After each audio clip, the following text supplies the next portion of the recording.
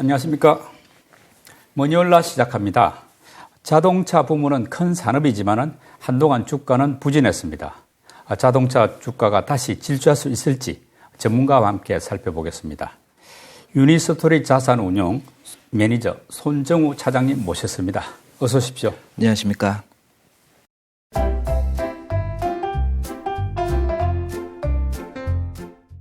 우리 머니올라 첫 출연이신데요. 예, 맞습니다. 아주 분석력이 좋다고 듣고 있습니다. 아닙니다. 예, 네. 오늘 토론 기대해 보겠습니다. 예, 감사합니다. 네.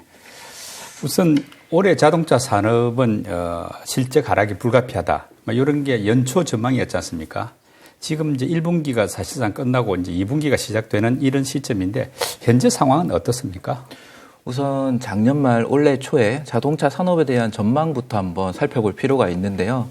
긍정적 요인이 있었을 것이고 부정적 요인이 있었는데 긍정적 요인은 대개 반도체 수급이 완화되니까 생산량이 증가될 것이다. 장기간에 걸친 대기 수요가 여전히 유지될 것이다. 그리고 전기차는 여전히 고속 성장을 할 것이고 인플레이션이 완화되면서 기업들은 비용 구조가 개선되면서 실적이 증가할 것이다라는 긍정적인 부분이 있었던 데 반해서 부정적인 부분은 역시나 경기 침체로 인해서 수요가 둔화될 것이다라는 부분이었는데요. 작년 하반기에 자동차 업종의 자동차 주가가 부진했었던 이유는 이 부정적 요인이 더 우려가 컸었던 것으로 보입니다. 네. 현재 글로벌 1월 자동차 판매량 데이터가 확인이 되는데 201만 대를 판매를 했습니다. 전년 대비해서 8%가 하락을 했고요. 물론 8%가 하락을 했지만은 중국이 33% 정도 하락을 했기 때문에 중국을 제외하고 본다고 하면은 전 세계는 7.6%의 성장을 기록을 했습니다. 네, 특히 미국과 유럽에서 성장률이 높게 나타났다라는 게 특징이고요. 작년 말에 한국의 애널리스트 평균 올해 자동차 판매량의 성장률을 4% 정도로 전망을 했는데 현재는 한 2% 정도로 나타나고 있습니다. 하지만 중국 리오프닝으로 인해서 2월 이후에 판매량이 회복될 것을 감안하면 나쁘지 않은 판매 데이터로 좀 확인이 되는 것 같습니다. 그러니까 지금 뭐 긍정적인 어떤 전망과 부정적인 전망이 혼재된 상황에서 일단 올해는 경기 침체 때문에 판매량이 좀 오히려 좋지 못할 것이다 봤는데 현재 뭐 1분기가 지나가는 상황에서 보니까 뭐 그렇게 중국을 제외하면 나쁘지 않다. 이렇게 봐도 되겠네요. 예, 맞습니다. 또 어차피 우리 자동차는 중국 시장 침투율이랄까 어떤 판매율이 썩 높지는 못하지 않습니까? 네, 그렇게 보면은 뭐 미국이나 유럽이 좀 괜찮다면은 우리 자동차 산업에서는 현재로서는 썩 나쁘지 않은 상황이네요. 예, 그렇게 보시면 됩니다. 연말 또는 연초 어떤 전망하고 조금 더 좋은 쪽으로 바뀌었다. 예, 이렇게 봐도 되겠죠. 실제로 최근 애널리스트들의 목표 가격, 목표 주가가 상향되고 있는 흐름입니다. 현대차라든지 기아 주가가 그렇게 참고해 보시면 흐름은 오히려 연초 대비해서 좋아졌다라고 보시면 되겠습니다. 뭐 같은 질문일 수도 있는데 현재 자동차 수요 어떤 정감 정도하고 또 재고 상황은 어떻습니까? 재고가 지금 계속적으로 작년 7월 이후에 늘어나고 있는 상황이기 때문에 이렇게 되면 공장의 가동률이 하락을 하게 되니까 기업 현대차 입장에서는 원가율이 상승을 하게 되고 재고가 늘어나니까 그만큼 할인 판매를 좀 더 해야 됩니다. 이걸 저희는 인센티브율이라고 하는데요. 예. 인센티브가 상승을 하게 되면 그만큼 마진이 하락하게 되는 요인이 있습니다. 예를 들어서 현대기아의 재고 추이를 보면은 작년 7월 이후에 지속적으로 증가하고 있기는 하지만 증가 속도가 글로벌 대비해선 그렇게 빠른 모습은 아닙니다. 저희가 적정 재고 수준을 자동차 경우에는 3개월치 정도를 보고 있는데요. 현대기아 합산으로 200만 대 정도를 생각을 하시면 됩니다. 2월 말 기준으로 재고 수준이 6에서 7주 정도로 있다라고 보이는데 이 부분 한 80만 대 정도 되는 거고요. 글로벌 평균 대비해서도 낮은 수준입니다. 그리고 인센티브 추이를 보면은 북미 지역의 경우에는 현대차가 약 대당 900불 정도 수준, 기아가 대당 600불 정도 수준인데 현재 북미 지역의 산업 평균이 1,500불 정도 수준입니다. 이것도 예전에 저희가 차를 한 대 정도 판매를 하면 한 10%에서 15% 정도 사이에 인센티브를 지급을 했었던 게 일반적인 상황이었는데 지금은 1,500불 정도 수준도 굉장히 낮은 수준인데 그에 비해서도 현대와 기아는 훨씬 더 낮은 수준의 인센티브를 기록을 하고 있다는 부분이 특징이고요. 뭐 북미에서는 일본 업체들 도요타와 같은 업체들하고 경쟁을 하고 있는데 이들 업체 대비해서도 인센티브 수준이 70에서 80% 수준밖에 안 된다라고 보시면 되겠습니다. 근데 또 하나 우리 생각해 봐야 될 게 이제 고금리 환경이다 보니까 이제 할부 금리가 올라가고 또 할부 어떤 금리 약간의 뭐 조건도 달라붙고 이렇게 하면서 자동차 판매 상당히 이제 부정적이었지 않습니까? 그렇게 예상을 했는데 SVB 사태로 해가지고 지금 전반적으로 연준의 긴축이 조금 완화되는 분위기 이렇게 이제 뜨고 있지 않습니까? 그러면 시장 분위기가 약간 이렇게 바뀌게 되면은 뭐 자동차 산업에도 또 좀 긍정적으로 작용할 수 있는 거 아닙니까? 이렇게 보시면 되는데요. 저희가 금리 상승을 하게 되면은 이제 소비 수요도 감소를 시키지만은 대출 부분에 문제가 발생이 됩니다. 실제로 2008년 금융위기 때 5% 이상의 수준의 금리가 5개 분기 연속으로 지속이 되면서 예. 소비가 위축되는 모습이 나타났었고 이번에도 5% 이상의 기준금리가 올라가고 상당 기간 그 고금리가 유지가 될 것으로 저희가 당초에 예상을 했었는데 예. 그렇게 되면 실제로 자동차 수요가 위축이 될 것이고 대출 부분에 문제가 있을 것이다라는 게 작년 말 올해 초의 버전이었죠. 근데 SVB 사태로 인해서 다행스럽게도 하지만은 금리가 상당히 많이 하락을 하게 됐습니다. 물론 2008년 금융위기 때도 금리가 금리 인하를 하고 나서 금리가 실제로 하락을 하더라도 경기 위축, 경기 침체가 발생이 되니까 실제로는 자동차 판매량이 급감을 했습니다. 하지만 일정한 시차를 두고 다시 낮아진 금리 그리고 낮아진 차량 가격 그리고 소비자들의 수요가 올라가게 되면서 2008년 9년부터 저희가 소위 아는 차화정 시대가 열렸게 됐었거든요. 지금도 저는 뭐 비슷하게 생각을 하고 있습니다. 저희가 장기적으로 미국의 신차 수요와 정책 금리 추이를 비교를 해보면 반비례하는 모습을 보이고 있는데요. 지금 자동차 업종에 대한 긍정적인 부분은 금리 하락이겠지만은 부정적인 부분은 실제로 하반기에 금리와 별개로 어느 정도 수준의 높은 금리가 유지되겠지만 이 금리와 별개로 소비가 위축되는 상황에서도 자동차 업종, 업황의 판매량이 여전히 좋은 실적을 낼 것인가에 대한 우려가 아직 남아있는 것 같습니다. 개인적으로는 이번에 경기 침체가 하드 랜딩이 아니고 소프트 랜딩 혹은 마일드한 경기 침체로 지나가게 된다면 2008년, 9년처럼 다시 신차 수요는 회복될 수 있을 것으로 전망하고 있습니다.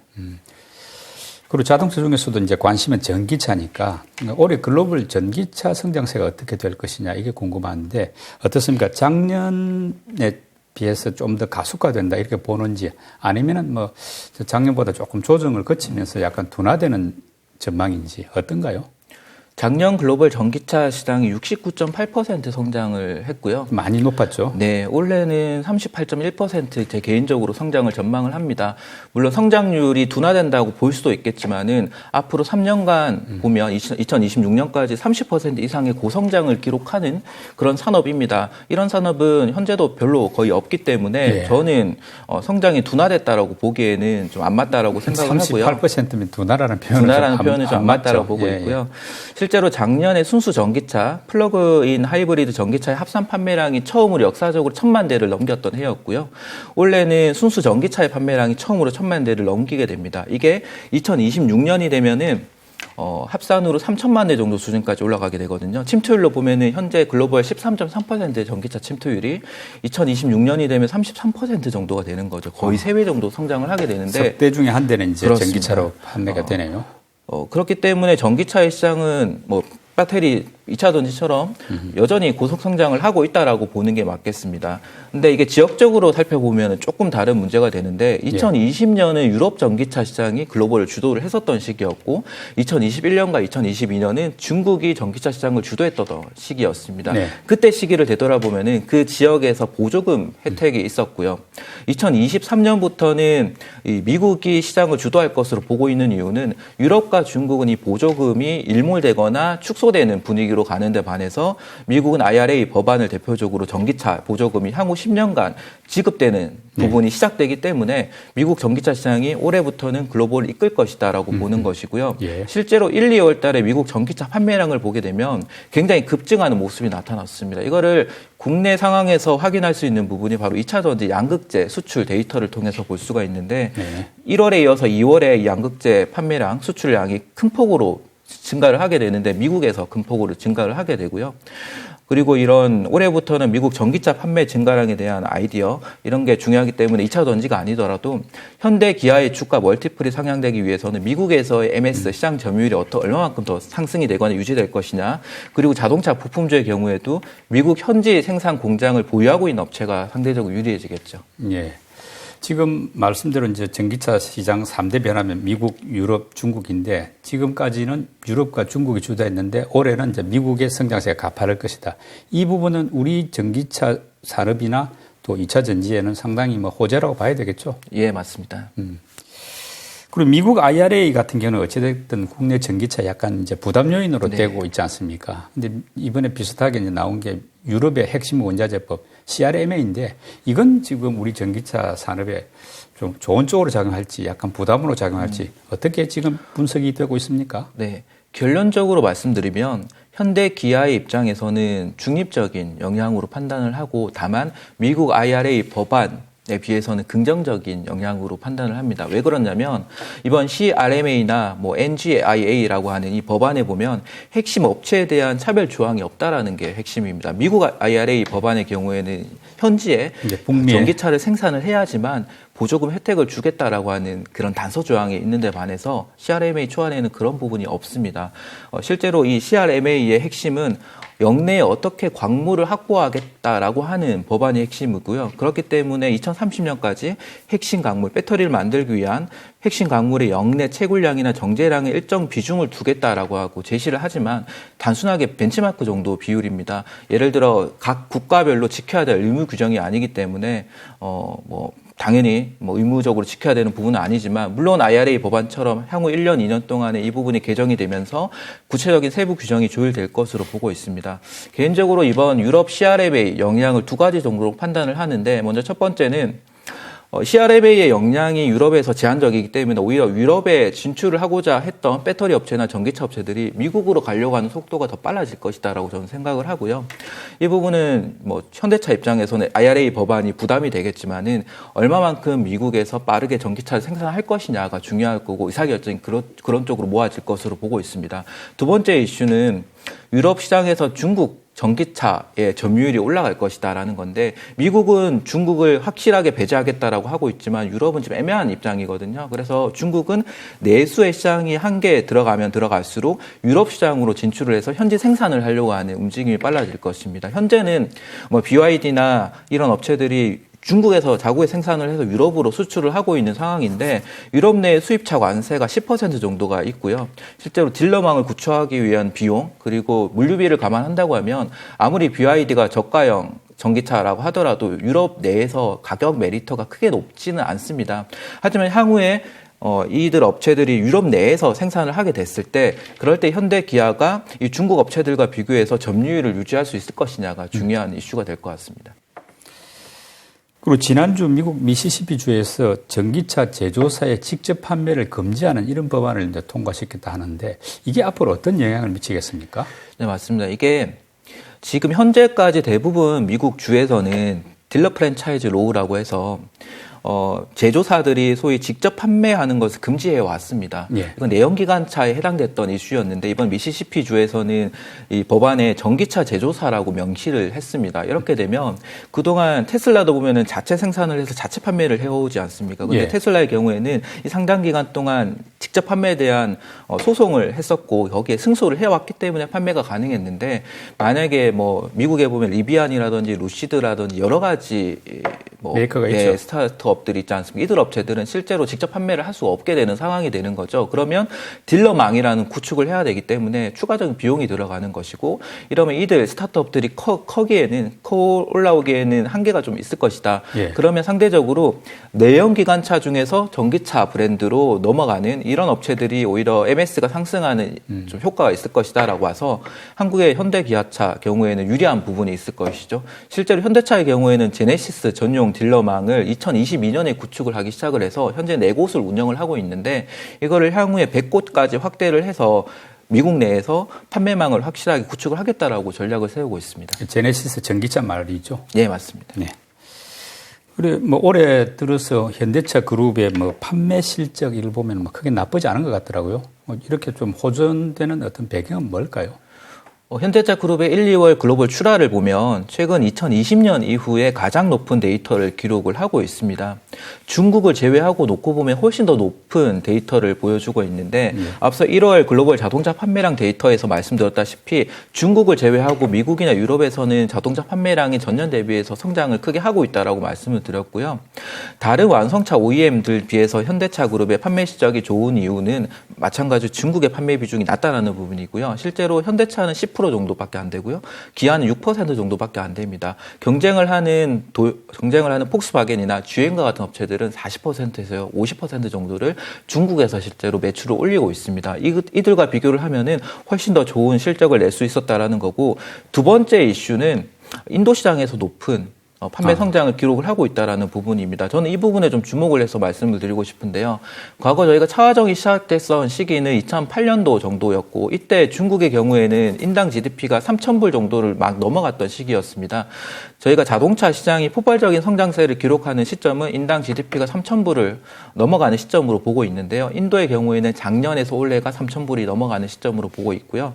그렇기 때문에 현재 인도의 연간 자동차 수요는 400만 대에서 500만 대 정도 수준인데, 이게 2030년이 되면 1,000만 대를 넘긴다라고 보고 있고, 여기에서 현대하고 기아는 합산 점유율 순위가 3등 정도를 할 수 있을 것이다라고 보고 있고, 현대 기아를 제외하고 보면은 일본 업체라든지 뭐 다른 유럽 업체들이 인도에서는 그렇게 MS가 높지는 않습니다. 그래서 향후에 이 현대차와 기아는 인도에서 얼마만큼 매출 성장률을 기록을 할 것이냐가 중요한데, 이 부분은 상대들 현대하고 기아가 중국에서 부진한 부분, 연간 한 5천억 정도를 까먹고 있거든요. 이 부분은 이제 법인을 축소하게 되겠지만은 인도에서 올해부터는 그 이상의 이익을 낼 것으로 기대를 합니다. 이제는 현대와 기아가 중국 때문에 부진했던 OEM 업체가 아닌 인도 때문에 성장할 수 있는 OEM 업체로 바뀌기 때문에 주가적으로는 재평가를 받을 수 있는 그런 상황이 됐다라고 저는 생각합니다.